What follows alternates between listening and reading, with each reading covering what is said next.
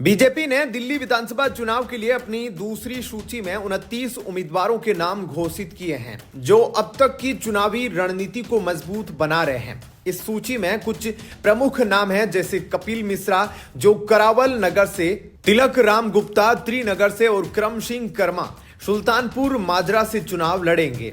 इस सूची में कई पुराने उम्मीदवारों को फिर से टिकट दिया गया है, जैसे अभय वर्मा जो लक्ष्मी नगर के वर्तमान विधायक है, उन्हें फिर से टिकट दिया गया है।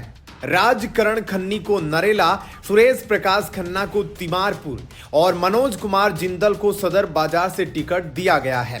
इसके अलावा गजेंद्र दारल को मुंडका, बजरंग शुक्ला को किराड़ी और दीप्ति इंदोरा को मटिया महल से भी टिकट दिया गया है। यह घोषणा 4 जनवरी को बीजेपी की पहली सूची के बाद की गई। पहली सूची में भी 29 उम्मीदवारों के नाम थे। इस तरह से बीजेपी ने अब तक 58 सीटों के लिए अपने उम्मीदवार घोषित किए हैं और अब सिर्फ 12 सीटों के लिए उम्मीदवारों का चुनाव बाकी है। पार्टी की यह रणनीति पुराने और नए चेहरों का अच्छा मिश्रण है। कपिल मिश्रा जो पहले आम आदमी पार्टी के सदस्य थे, अब बीजेपी में हैं और इस बार करावल नगर से टिकट मिला है। 2015 के दिल्ली विधानसभा चुनाव में आम आदमी पार्टी ने कपिल मिश्रा को करावल नगर से उम्मीदवार बनाया था, जिसमें उन्होंने अपने प्रतिद्वंदी बीजेपी के मोहन सिंह बिष्ट को 44,431 वोटों से हराया था।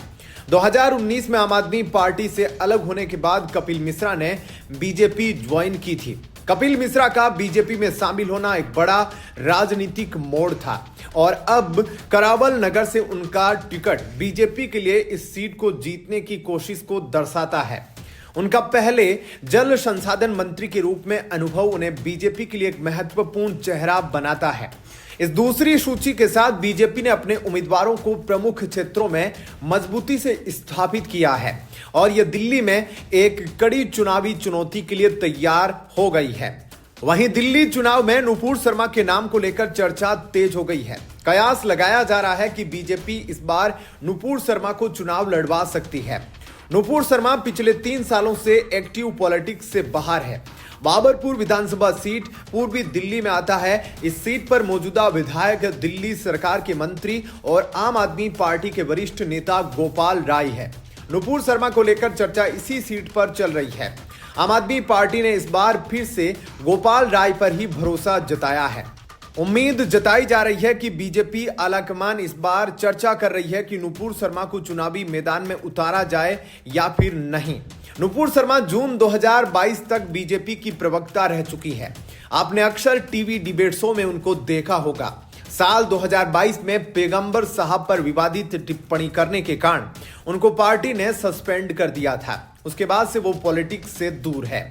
उनके इस विवादित बयान पर कई देशों ने कड़ी प्रतिक्रिया भी व्यक्त की थी।